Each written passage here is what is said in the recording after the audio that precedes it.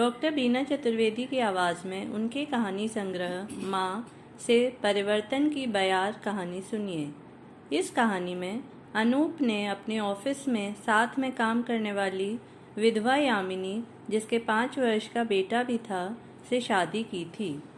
इस शादी में अनूप की माँ ने पूरे दिलो दिमाग के साथ उसका समर्थन किया था। खोखली सोच में बदलाव लाकर अनूप के इस कार्य को लोग कह रहे थे कि अब समाज में परिवर्तन की बयार चलने लगी है। सुनिए कहानी परिवर्तन की बयार। राजस्थान के छोटे शहर करौली में रहने वाले प्रखर की नौकरी जब बेंगलोर में लगी तो वहाँ जाना उसे बहुत बड़ी चुनौती सा जैसा लग रहा था। परिवार के लोगों ने उसके ऊपर काफ़ी दबाव डाला, तब कहीं वह वहाँ जाने के लिए तैयार हुआ था। करौली में प्रखर के दादाजी की पुश्तैनी हवेली थी। यह हवेली प्रखर के पूर्वजों को करौली के राजा ने दी थी। प्रखर के पिताजी 4 भाई थे। इन सभी के परिवार के लोग एक साथ इस हवेली में रहते थे। भरा पूरा परिवार होने के कारण घर में खूब रौनक थी। प्रखर की 2 बहनों की शादी हो चुकी थी, जबकि एक बहन प्रखर से छोटी थी और उसके रिश्ते की बात चल रही थी। प्रखर की शादी कुछ समय पूर्व ही हुई थी। नौकरी ज्वाइन करने के लिए प्रखर अपनी पत्नी के साथ बेंगलोर के लिए रवाना हो गया। प्रखर के ऑफिस चले जाने के बाद उसकी पत्नी मीनल को घर में एकदम अकेले रहना पड़ता था। उसे करौली की याद बहुत सताती थी। शादी के बाद वह कुछ महीने ही अपनी ससुराल में रही थी। परिवार के लोगों ने उसे इतना प्यार, दुलार और इज्जत दी कि उसे महसूस ही नहीं हुआ कि वह इस अपरिचित परिवार में नई नवेली दुल्हन बनकर आई थी। प्रखर की छोटी बहन प्रथा के साथ वह सखियों की तरह रहती थी। नए शहर बेंगलोर में आने के बाद उसे ऐसा अनुभव हो रहा था मानो सजा काटने के लिए उसे वहाँ भेजा गया हो। मीनल शिकायत भरे लहजे में प्रखर से कहती, आप तो ऑफिस चले जाते हैं, मेरे लिए अकेले में समय निकालना बहुत मुश्किल हो जाता है। यह कैसी जगह है? यहाँ किसी को किसी से कोई मतलब ही नहीं है, कोई किसी से बात नहीं करता। मैं तो लोगों की शक्ल सूरत देखने के लिए भी तरसती रहती हूँ। प्रखर ने मुस्कुराते हुए जवाब दिया, यह बेंगलोर शहर है मीनल, करौली नहीं। यहाँ आने वाले हर शख्स को शुरू में ऐसा ही लगता होगा। धीरे धीरे सब इस शहर को और यह शहर यहाँ आने वाले लोगों को अपना लेता है। जल्दी ही तुम भी यहाँ के रंग ढंग में ढल जाओगी। यदि एक और मीनल को करौली से अपने छोटे से घरौने में आने की खुशी थी, तो दूसरी ओर ससुराल मायके के आंगन के पीछे छूट जाने का गम था। मीनल का मायका भी करौली में ही था। करौली में सबका समय बहुत ही हंसी खुशी के माहौल में सीधे साधे ढंग से व्यतीत होता था। सब मिलजुल कर शांतिपूर्ण रूप से रहते थे, जबकि यहाँ की दिनचर्या भागम भाग एवं किसी को किसी से मतलब नहीं। ऐसा लगता है मानो सभी लोग बस रोजी रोटी की फिक्र में व्यस्त रहते हैं। जिसके पास जितना है वह उससे संतुष्ट नहीं है, बस अधिक पाने की चाह में भटक रहा है। मीनल के अपार्टमेंट में हर फ्लोर पर 8 फ्लैट थे। इनमें से 2 फ्लैट खाली पड़े थे। एक में अधेड़ दंपत्ति, 2 में बैचलर, 2 में छोटी छोटी फैमिली थी और एक में ये स्वयं थे। प्रखर के ऑफिस जाने के बाद मीनल बार बार अपने फ्लैट का दरवाज़ा खोल कर देखती कि शायद किसी की शक्ल सूरत दिखाई पड़ जाए, मगर हर बार मायूस हो जाती।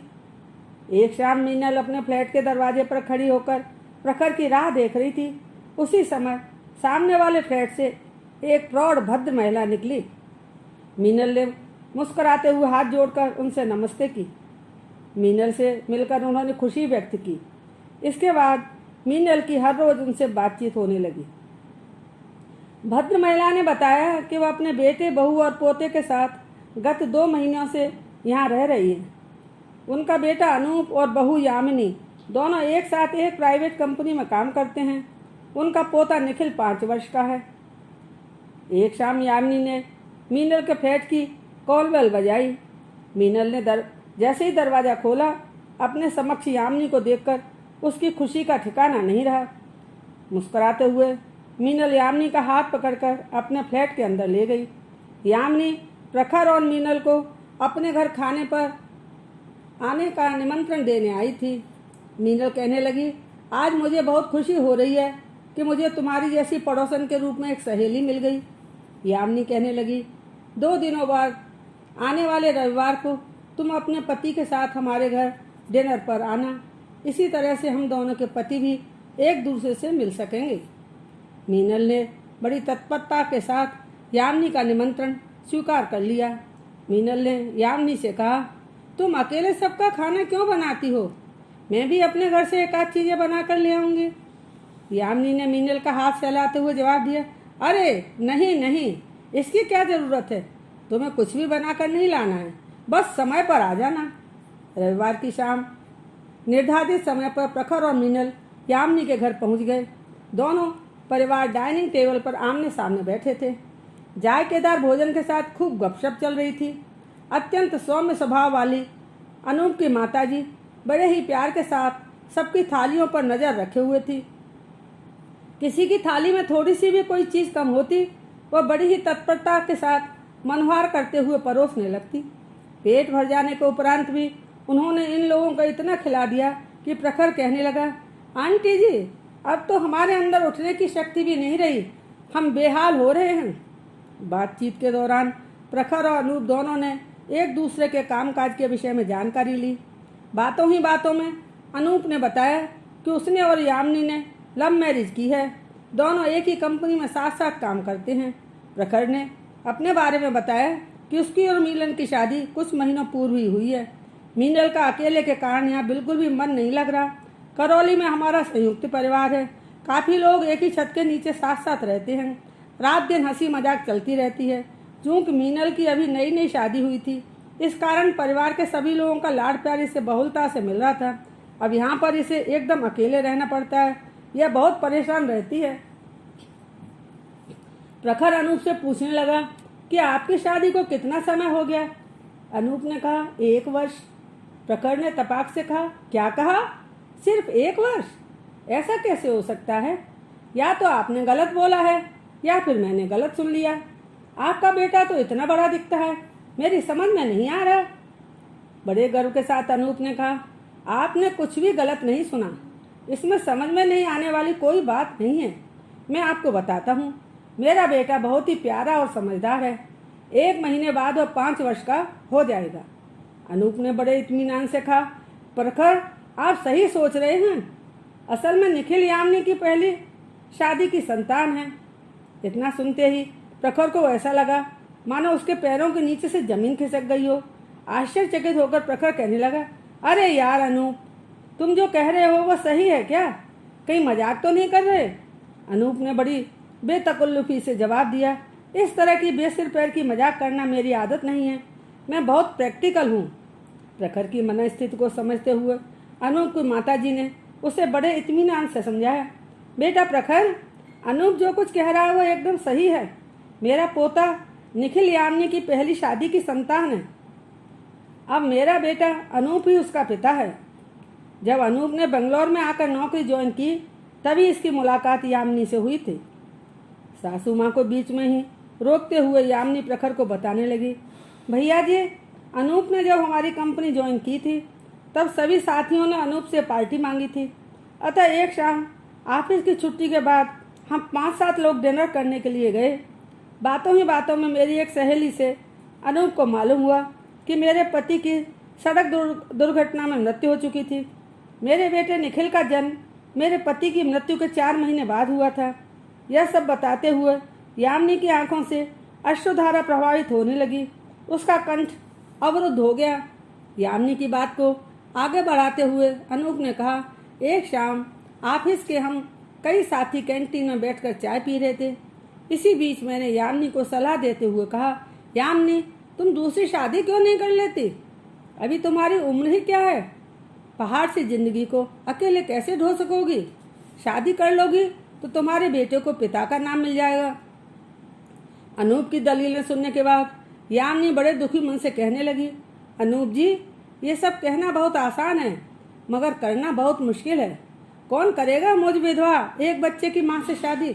तुम ही बताओ अनूप, क्या तुम ऐसा कर सकते हो? किसी विधवा को अपनी पत्नी का दर्जा दे सकते हो, वह भी एक बच्चे के साथ। यामिनी की बात सुनकर अनूप सकते में आ गया। उसकी बोलती बंद हो गई।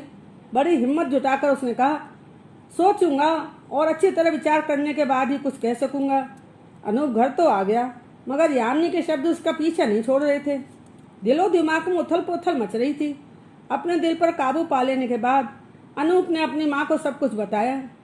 माँ ने बड़े धैर्य के साथ उसकी बात सुनी और कहने लगी कि बेटा, एक विधवा के रूप में मैंने अपनी जिंदगी व्यतीत की है। तुम्हारे पिताजी के देहांत के बाद तुम्हारा पालन पोषण करने में मुझे कितने कष्टों का सामना करना पड़ा, यह सब बस मैं ही जानती हूँ। परिवार और समाज ने मुझे हर खुशी से बेदखल कर दिया था। उन परिस्थितियों में मैंने किस तरह से जिंदगी जी थी, उसे जीना नहीं बल्कि जीवन का निर्वाह करना कह सकते हैं। भरी जवानी में विधवा होकर जिंदगी बिताना तलवार की धार पर चलने के समान होता है। बेटा, मुझे तुम पर गर्व होगा यदि तुम यामिनी और उसके बच्चे को अपनाकर उनकी पतझड़ भरी जिंदगी को खुशियों के फूलों के साथ हरा भरा कर दोगे। अगले दिन ऑफिस पहुंचने के बाद लंच समय में अनूप ने यामिनी को विस्तार से वह सब बातें बताई जो उसकी माँ के साथ हुई थी। इसके बाद अनूप ने यामिनी से कहा कि वह उसके साथ शादी करने के लिए तैयार है। तुम जब भी कहोगी हम शादी के बंधन में बंध जाएंगे। यामिनी पूछने लगी, अगर मुझे अपनाने के कुछ समय पश्चात आपको अपने किए पर पछतावा होने लगा तब मैं क्या करूंगी? ऐसी स्थिति में मेरी हालत तो आज से भी अधिक दयनीय हो जाएगी। अनूप ने कहा, मैंने और मेरी माँ ने बहुत सोच विचार के बाद ही यह निर्णय लिया है। ऐसा कुछ नहीं होगा, मुझ पर विश्वास करो। कुछ समय उपरांत ही यामिनी और अनूप ने कोर्ट मैरिज कर ली। यामिनी अपनी ससुराल आ गई। अनूप की माँ ने तहे दिल से दूल्हा दुल्हन का स्वागत किया। बंद कमरे में ही छोटी मोटी रस्मों की अदायगी की गई। परिवार, समाज तथा रिश्तेदारों को इस शादी से दूर ही रखा गया। अनूप के फ्लैट से खाना खाने के बाद प्रखर और मीनल अपने फ्लैट में आ गए। मीनल प्रखर से कहने लगी, अनूप की माँ के विचारों को सुनकर मैं तो उनकी कायल हो गई। कितने सुलझे हुए विचार हैं उनके। क्या संस्कार दिए उन्होंने अपने बेटे अनूप को। दूसरी ओर यह सब देख सुनकर प्रखर स्तब्ध था। उसको हजम नहीं हो रही थी उन लोगों की बातें। वह कहने लगा, कैसे लोग हैं, अजीब व गरीब हरकतें करने के बाद बहुत खुश हो रहे हैं। मीनल कहने लगी कि अनूप ने इसमें गलत क्या किया। यह तो प्रशंसनीय कार्य है। इसके लिए खुले दिमाग और स्वस्थ विचारों की आवश्यकता होती है।